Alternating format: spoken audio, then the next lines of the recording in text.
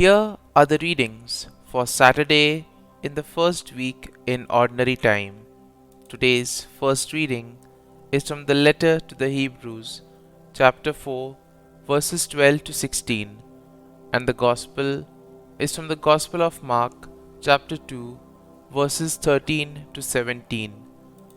The first reading, a reading from the letter to the Hebrews.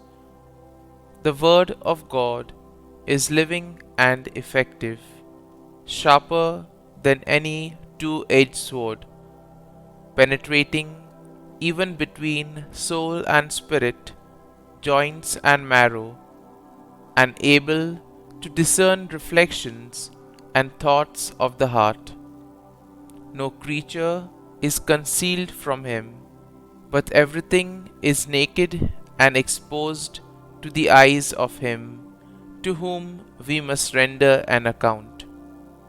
Since we have a great high priest who has passed through the heavens, Jesus, the Son of God, let us hold fast to our confession.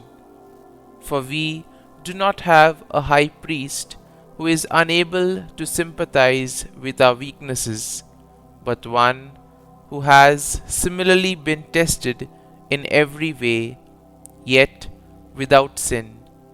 So let us confidently approach the throne of grace to receive mercy and to find grace for timely help. The word of the Lord. Thanks be to God.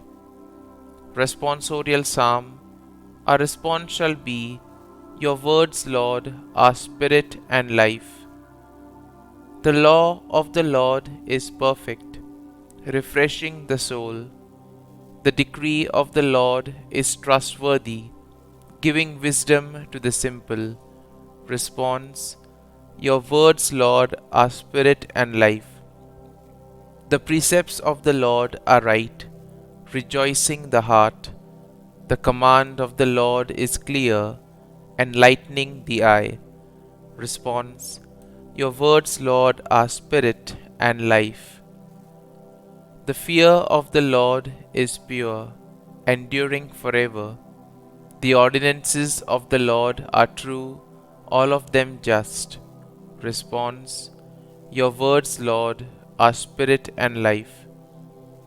Let the words of my mouth and the thought of my heart find favor before you, O Lord, my rock and my redeemer.